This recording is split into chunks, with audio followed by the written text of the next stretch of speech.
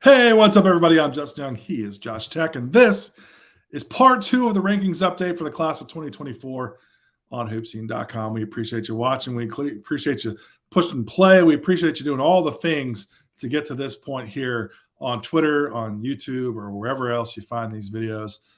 Thanks for doing it. We have recently updated our class of 2024 rankings nationally to a 150 spot, and we're going to do something a little different on this one. We've already talked about the top 10. We've talked about the top dogs in this class. And so you can check that link below here on YouTube to go watch part 1 of this series. And part 2, we're going to do something a little different. We're going to do something called My Guys. And I'm totally ripping this off. I listen to Bill Simmons' podcast pretty much every time he's got a new show. It's fantasy football season. His latest update, his latest episode, he talked about his fantasy football My Guys. So we took the idea of guys in different categories, and Josh Tech and I went back and forth, went through our rankings. We're going to have 10 different categories, and we're going to pick our guys that fall into this category in conjunction with our new updated top 150. So a couple of housekeeping notes. Click below for our new updated class of 150 or class of 2024 150 rankings. It'll be here on Twitter. It'll be here on YouTube. And of course, you can just Google it and go find it if you want. If you want to find it on Instagram, wherever, it's going to be everywhere here this Labor Day weekend. You can go find it somewhere, but go reference that. But we're going to do 10 different topics and kind of go back and forth. And I know, Josh, this was a lot of fun for you and I to kind of go through it. It kind of breaks up the monotony of normal conversation that you hear about players and whatnot. So are you excited to dive into this? You ready to roll? Absolutely. I think a lot of this will reflect kind of behind the scenes talks we've had, like when establishing positional depth charts and this, that, and the other. I think a lot of this will come to fruition just because we spiral off into conversations and stuff. Oh man, do we spiral? It's like the case study for Adderall. I mean, it really is. It's like, man, seriously. I think that might be something. I actually have always wanted to live stream like a rankings discussion. I think it'd be kind of cool to see like how the process is put into place and allowing people to kind of see like the thought process of really what kind of goes into it all. So, all right, like I said, we have 10 different topics from My Guys. I'll start at the very top. And, this kind of shows a little bit of our biases. I think if you look at any ranking, you can always look at the number 25. You can look at number 100. You can look at number 150. And I think it always kind of goes to show who's the guy, right? Like, who's my guy that I want to get in there? Top 25 is usually the 5-star classification. Top 100, at least for me, it always has been the 4-star category. And of course, if you have a top 150 ranking, the guy that's there at number 150, the last guy in.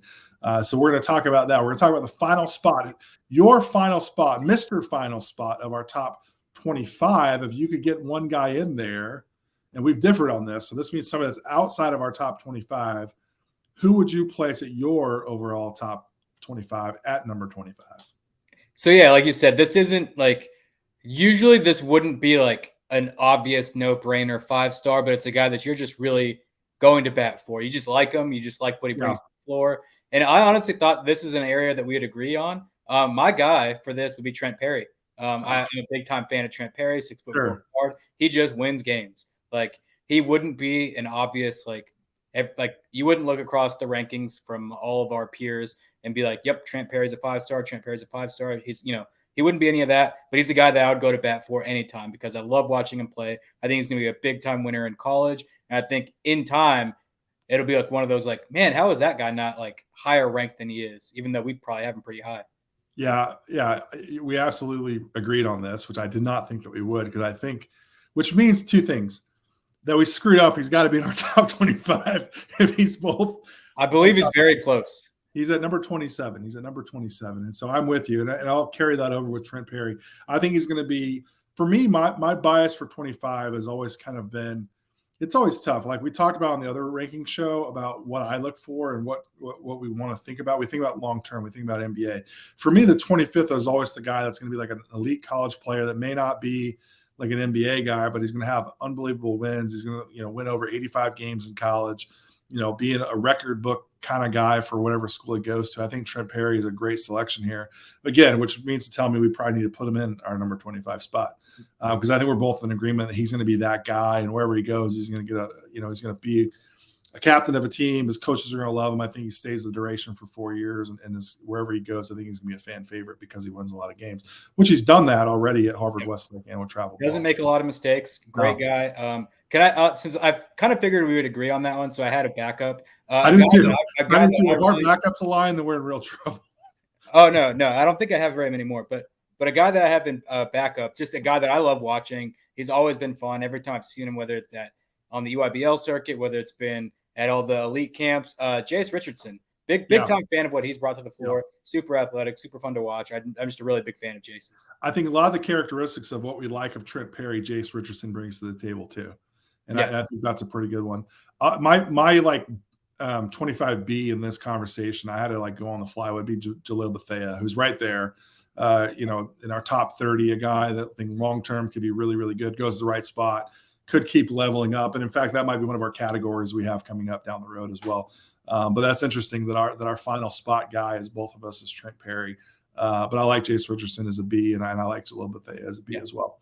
All right, your homer pick. Listen, a guy that we see a lot of, for you, it might be Georgia. For me, it may be out here in the West, or maybe a guy that anytime I come back to our stuff, I see, or a guy that I've seen a lot, or, likewise for you.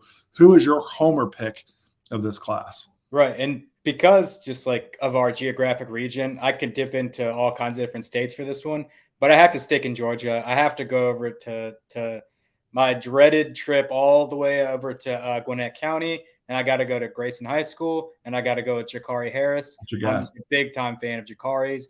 I think he's a bona fide top 100 guy. I think that he just provides consistency, right? He doesn't do anything flashy. He doesn't jump off the page, but every time I see him, he just makes winning plays. He always ends up with, the near double. He's always, doing the right things. He helps Grayson win a lot of games. I think he's going to do the same thing here during his senior season. I think he's going to do the same thing in college. He's just as steady as they come. Big time Jakari Harris fan. I like it. I figured that'd be your pick when we were going through these categories. I was confident that was going to be your pick. So my homer pick, and this may surprise you, is not anybody out here in the West.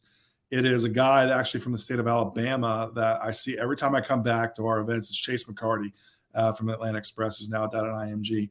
Let me rewind it back. Josh Langford, who was also a Northern Alabama guy, was a guy that I loved. He ended up going to Michigan State, had a lot of injuries. In fact, rumor has it he may be a camp counselor at our Alabama preview camp coming up, which I'm really excited about. Josh Langford, every time he played, he was awesome, and I was in the gym. He was phenomenal. Chase McCarty's that same guy for me. I like him a lot. He's also a guy that I think you can make an argument for by the end of the season. Playing down at IMG, they're going to be playing a ton of high-level games that you can make a case for him being a top 30 guy. We've got him pretty high as is right now at number 50. I would have no problems even moving him up into our top 40, but I'm a homer guy there. I freaking love that dude. Every time he plays, he contributes. Big, strong, powerful, athletic. His recruitment shows that moving forward. So this next category, man, I'll be honest with you. I had a really hard time with this one. I had a really hard time coming up with if you had a 3-point shooting contest, okay, of our top 150 guys in 2024, who you taking? I can't wait to hear you pick because I literally struggle with this one more than any of our, topics. Yeah. This one has maybe the most answers for me. Really? Yeah. Right off the top, I'm going to go with Jackson McAndrew. Okay. 6'9" shooter. He really come along this past spring and summer with Howard Pulley from up north. He's committed to Creighton, committed to Doug McDermott. He can shoot the cover off the ball. He can shoot the lights out. Every time I saw him either in person or on film, I was always just really impressed with how well he could shoot the ball. Okay. Interesting. I think I may have him for a different category coming up. So I'll put an asterisk on there. My pick in this one, honestly, is Christian Anderson, who's going to Michigan State. Oh, yeah. I'm sorry. Going to Michigan. Yeah. I mean to flub there. But, man, he touches the ball. He's not afraid to shoot it. He's got a quick trigger. Confidence is not a problem there. I like him in this category. You got to have some big stones to be this kind of 3-point shooter. I think Christian Anderson, for me, would fall into this category because I think he'd actually Can I go ahead and so Jalil Bethea was a name for this one. Okay. And then also Darren Harris going to Duke, also one of my honorable mentions, I guess. I like it. Listen, if you're a college basketball fan, if you're a sports fan, you know who Gus Johnson is. If Gus Johnson is on your game, and you could be watching the worst game of any sport, and Gus Johnson's going to make an experience out of it. He's going to get you hype. He's going to get you excited. And on those great years, we get him in the NCAA tournament, and it's a great tournament because he's on a call. Especially when he's paired with Bill Raftery. No question. It's a Hall of Fame duo. So we call this the Gus Johnson Award. Which player in our top 150 is going to be a guy that in March, that a guy like Gus Johnson takes you to the moon? You get you excited about. He's going to lose his mind because of a big shot or a big play. Right. You got to think about the calls, like, he hit it from the parking lot and stuff like that. Like, you know what I'm saying? Or if you're going to go with Bill Raftery, you got to go with the Onions call. So yeah, big time play, big time shot. This one was so easy for me. There is no other candidate that I think is correct. I think it's Tahad Pettiford 100% of the way. Tahad Pettiford. He's got so much. Bruce Pearl at Auburn, so he's going to Auburn. They give their guards so much freedom. Tahad Pettiford in camp settings, at least, that's where I've seen him a lot the most recently. He takes some audacious shots, and a lot of times they go in. He takes a shot, and you're sitting with your peers, you're sitting with your colleagues, you're sitting like, oh my God, like he just took that shot, and it goes in. You're like, oh, okay, well, yeah, that's what Tahad Pettiford does. I could see him doing that in college because of the freedom that Bruce Pearl gives his guards, and I could just see him pulling up at like the craziest time for a shot. Like they need a three, he pulls up from just crazy range and he drills it. That's just so Tahad Pettiford. I could just see it happening. I can envision it right now. I like it. Maybe we should rename this the KJ Johnson Award, really, or KD Johnson Award. KD Johnson, yeah, absolutely. He another guy that takes those. I think of Julian Strother last year taking that one big one against UCLA in the NCAA tournament, where he just pulls up from so deep that you're like, there's no way that's going to go in. He's going to look like he's going to get yelled at for taking that shot. And I could just see Tahad Pettiford taking that shot and making it. I like it. There is a level of excitement for sure with Tahad Pettiford that we don't get with a lot of other guys in this class. I'm going to take it a different direction. So to me, March Madness now more than ever is we're seeing the Ionas. We're seeing all these teams that absolutely wreck things. St. Peter's from a couple years ago, where a guy like Gus Johnson or Ian Eagle or any of these guys start to lose their mind because of the upset. I'm going to take any of our all HSA guys. I know that's kind of an easy pick. And I know we got a couple guys at the bottom of our top 150, but really to me, like that's what I love about where we're at with college basketball, where we have years and years of experience of watching guys like Isaiah Ola. There we go. With No Guts, No Glory, that was a multi all HSA guy, or Javante Ware, who's 2025, Sebastian Aikens, right? Jalen Walker, any of these guys, Elijah Freeman, that if they go to the right spot, we see it come up, and we see guys like that all the time that pick the right spot. FAU, right? Like their whole roster of guys that played really well at places like Bob Gibbons and other places that we've seen them kind of come up. So I know that's an easy, selfish, self-serving answer, but that's my answer for the Gus Johnson. All right, we'll pick one. I said all of them. All of them. Well, I'll pick one. I think Stone Bureau can be that kind of guy. Stone Bureau could be one of those guys for sure. At the guard spot, he's a really good defender. He's a guy that can rise up for a block, and that's where I'm picturing Stone Bureau doing it. Is he's going to be trailing a what seems to be a wide open layup. He's going to, he's not the biggest guard ever, but he's going to rise up. He's going to block the shot. He's going to send the announcers crazy. He's going to make the game-winning defensive play. I could see that happening. I love it. I think a lot of guys in college basketball fit in this category for sure. Just guys that we've seen quite a bit of, and we know that they're capable of doing it. All right, our next category is the Jerry Garcia Award. And if you're not familiar with who Jerry Garcia is, he's part of the Grateful Dead. And if you're not familiar with the Grateful Dead, it's a jam band, and they had an album called The Long Strange Trip. And so this category is the Jerry Garcia Award in lieu of their album called Long Strange Trip. And if you can gather by this, I mean somebody that may not finish their career at the school that they started at and be in college basketball for what seems like forever, which may be a part of another one of our awards coming up. But the non-traditional path to college basketball, parts 1, 2, and 3 is the Long Strange Trip, the Jerry Garcia Award. I don't know if that made any sense. Essentially, it's going to be a guy that either ends his career, he ends his college career at a place that he didn't start it at. Yeah, and for sure. Successful because of success, not because of he sucked. Okay, you have an answer for this one? Yeah, I think Ja'Kai Howard's a good one to look at. And it's because I saw it in high school, right? He started here at Norcross, and he went out west. He came back over here to OTE, and at every single stop, he just did things that wowed you with his athleticism. Yeah. So it wasn't so I could see him starting off his career somewhere, and then either getting an up NIL deal or whatever comes your way, and him going somewhere else and him just thriving there and then going off to the NBA or professional or wherever. Yeah. I can just see him being a guy that just starts off somewhere and then just crushes it there and then just like becomes so popular that he goes somewhere else, crushes it there, and then goes off and makes more money. He's a great pick for Long Strange Trip for the Jerry Garcia Award because of his journey, because of his skill set, and because now the game is like really dictated by how we consume it on this machine, right? And I think he's a highlight reel machine. Yeah, absolutely. He fits that mold of a player that's how we consume basketball. I kind of took a similar route that you did, thinking about their high school experience, which I think will parallel their collegiate experience. And I went with Nas Cunningham. Cunningham. Started in the Northeast, comes down to Atlanta OTE, goes now out to Southern California Academy. I think collegiately, it wouldn't shock me if he goes to a couple different colleges as well. The same things that you talked about with Ja'Kai Howard. Maybe he levels up on NIL, and you never really know where he's going to pop up. And right. I think also too with him and with Ja'Kai Howard, man, they got tons of talent. The talent is never in question. That's kind of what I'm thinking is like, I'm not thinking that these guys have super long careers. I'm thinking maybe they start off somewhere, go somewhere else, and they both go pro after that because I think the talent level is there. And both of them are still like developing their games, right? Ja'Kai Howard's playing more skill, and then Nas Cunningham's still kind of putting it all together, right? And when both these guys put it all together, they're pro prospects, no doubt.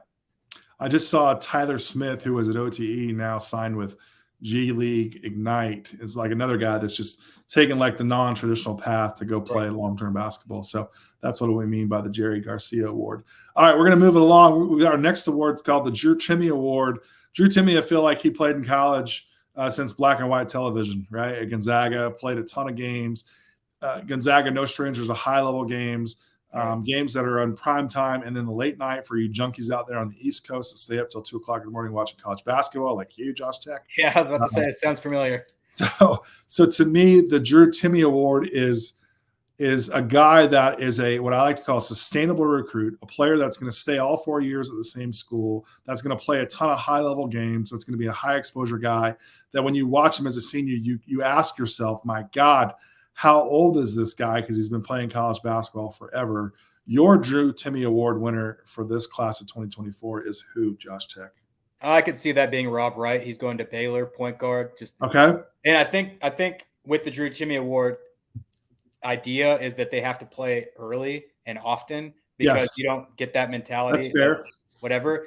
And I could see Rob Wright playing early and often at Baylor. And I could just see him continuing to level up. He'll get more minutes as a sophomore. He'll be the lead point guard. He'll be the guy as a junior. And then by the time he's a senior, he's an All-American, like gets all the accolades in the world. I just love Rob Wright's game. Every time I see him, he's fantastic. He doesn't immediately pop off the page as a one-and-done pro prospect, although maybe he will be in time. I don't know. I'm not going to limit anybody. But I could just also see him being one of those 4-year guys that just impacts winning every single year that he's in college. I like that idea about playing early. I think that's pretty smart for the Drew Timme Award. I don't know if my guy will play a ton right out of the gate as a freshman. He might. He's certainly good enough. My pick is Liam Campbell going to Southern California. And I think the reason there is that USC is going to have a ton of eyeballs on it as we see Bronny James start to make his way back. But listen, Isaiah Collier, our number one guy, is our number one freshman playing college basketball. A lot of eyes are going to be on him. And so like USC, I know that they're playing at the same time, him and Liam Campbell, but like I'm curious to see how much the ripple effect of that means for USC basketball, especially their changing conferences. Here you have a guy like Liam Campbell when they're putting together like terrific class. There's a reason they took Liam Campbell out of Idaho, a Southern California kid, native, that moved to Idaho. But listen, won a ton of games at Owyhee High School in basic, Metro Boise, big time shot maker, knows how to play. And if you're a guy that a coach loves to play, you're going to see the floor a ton. And I could see USC being in some high-level matchups. A lot of these, again, I don't know what a conference is anymore, but like a lot of these cross-conference high-level matchups, I could see where Liam Campbell's a guy that maybe the casual fan on the East Coast turns on USC once a year, and you turn on Liam Campbell senior year, you're like, man, I swear that guy was playing there in 1998 and is going to be there for a long time. I think he's a really good player. And that's my Drew Timme Award. I could also see Liam Campbell wearing a headband and a mustache too. So yeah, maybe that's why I picked him. Headband for sure. This one's just real. This is a real simple category. It's just called "We're Dumb." It's just called we're dumb. Like we overthought it. We didn't put him high enough, and this player's going to go to college, be incredible. We're going to look back at our rankings, and people are going to go, "You guys are stupid." So like our we're dumb award could probably put on a lot of players, honestly, for this 2024 class. I feel like it's pretty unpredictable. But like for you, who's a player that we have outside of our top 25 when it's all said and done? We go, what were you thinking? That was so stupid of us.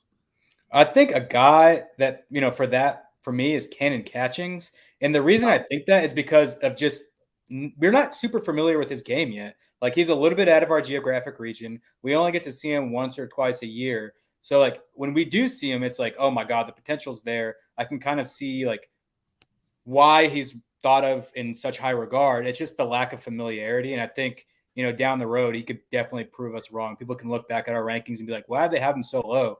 And they can look back on this and it'll be like, hey, we just didn't get a chance to see him that much. Yeah, we're putting our mea culpa in just to protect ourselves. I think more than anything else.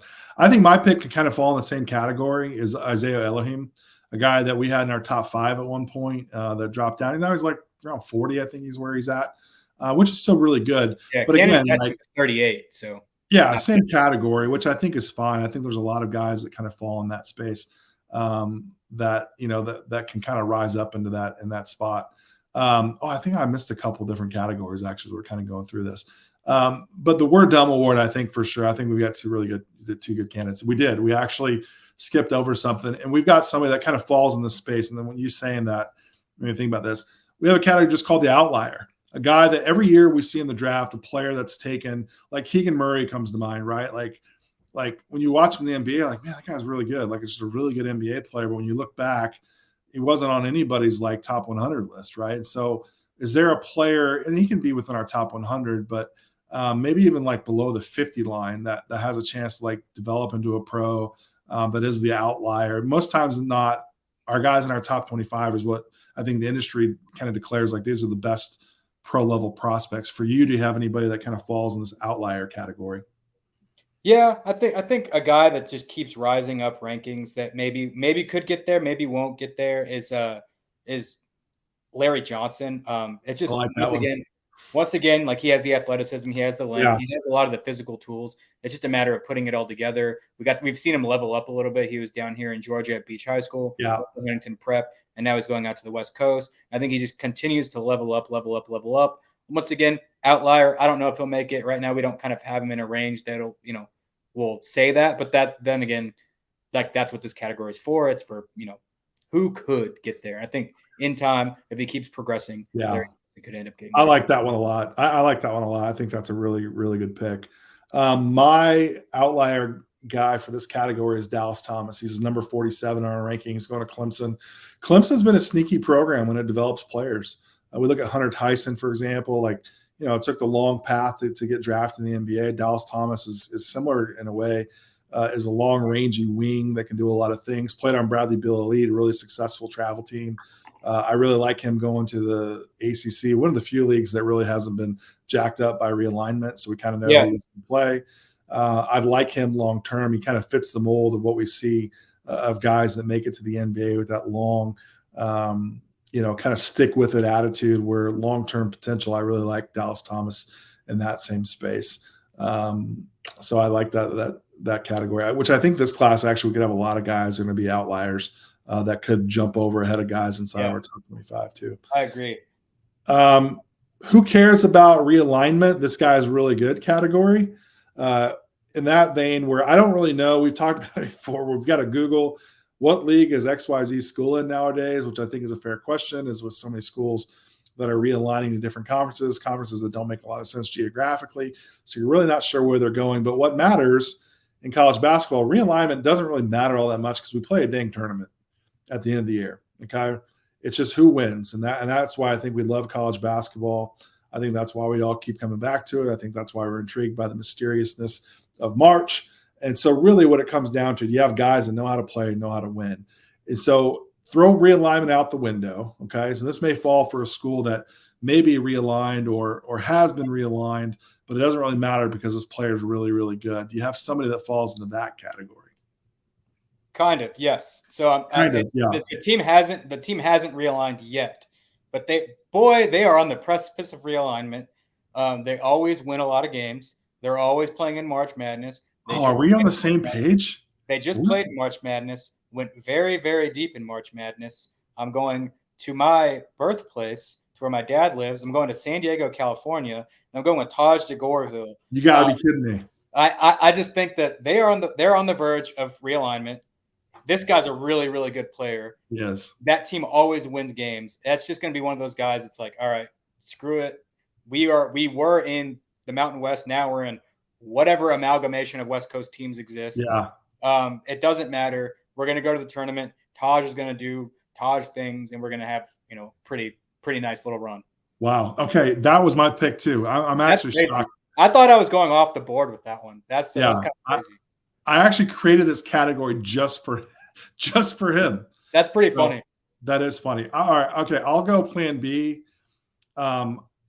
I don't know like his top 5 schools off the top of my head, but I know who was recruiting him in the summertime. And that's Jace Butler, point guard from California, the Branson School. I freaking love this guy. I don't think it matters what conference he's going to be in. I think he's going to be – I honestly believe that Jace Butler will be one of the biggest recruiting steals of this class, and he's being recruited like, Colorado State and New Mexico and some schools like that where – honestly, like those are the type of schools where you're not really sure what conference they're in because they're kind of catching the strays, right, of all of these Power 5 conferences making moves. Where I think Jace Butler is going to be that kind of guy too that is going to go to a school. Doesn't matter what league it is. Get me to the tournament. I'm going to kick some ass. I think Jace Butler. So on the fly, that's going to be my pick since we both. I can add another one on the fly just for someone that is realigning. Cam Scott at Texas. Texas is going to be in the SEC. Yeah. I think Cam Scott's going to fit in really well in the SEC. I think Texas has a lot of momentum as a program right now. I think Cam Scott's going to be a good multi-year player in that program, and he's got pro potential. We've seen it. I think when it all clicks, when they're in the SEC, he's going to have a really big season, really big tournament run. Cam Scott's just got all the makings of this. That's a great segue to our final category here in the My Guys episode of the class of 2024 Top 150 Recruiting Rankings show. Our last category is real simple. Ask me again in a year. And is this guy need to be ranked way higher? And we see that, I think, a lot of times with a lot of players where sometimes guys just need a little bit of time or they go to a school that's the perfect fit for them, that they kind of level up because of the fit that they went to. So ask me again in a year. So Josh, who am I asking you about again in a year?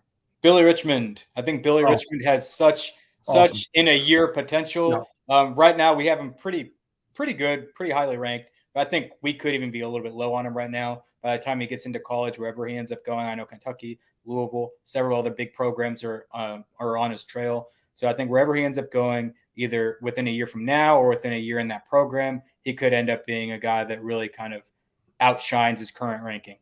I like it. Last year, my Ask Me in a Year guy was Sam Walters, who ended up going to Alabama, who I still think will be a super steal for the Tide.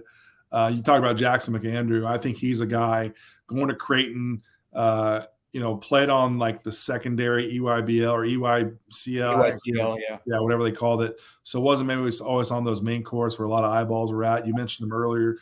Creighton, no stranger to having great players, great pros, great coaching. And he's had great success. Coach McDermott has with his own son, Doug McDermott. I really like Jackson McAndrew. Listen, he's in our top 60, so it's not like he's a stretch, but I could see him being a guy. He could have fallen in a lot of different categories here, which only fell for you, and you could put him in the outlier spot for me as well. So ask me again in a year. I think Jackson McAndrew, if you're starting to look at like maybe some draft boards, I could see his name popping up as a sneaky guy for sure on this list. So, man, this was fun. I think we need to do this more often. Yeah, we should try and come up with more categories, more categories. Yeah, like this. Like honestly, which one's your favorite category?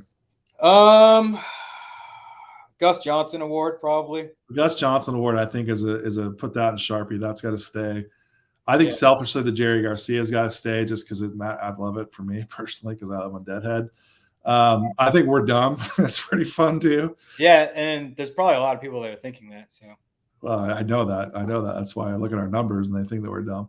But nevertheless, this is good stuff. Again, click the link below. We've got our full top 150 for the class of 2024 here on social media or on YouTube. Go check that out. Let us know if we're dumb or if we're smart or anything else. We got 25 coming up soon, but we want to get this up here during 2025. Exactly. We got to come up with some new categories. If you have a category, drop it in the comments below and let us know if there's a new category that we need to consider as well for this class or for any of our class rankings updates. So, Josh, this was fun, man. This was fun. Yeah, Can't wait to play again for 25. Appreciate it. Thanks for watching, everybody. We'll see you next time. For Josh Tech, I'm Justin Young. This has been HoopSeen.com. Rankings update. See you next time.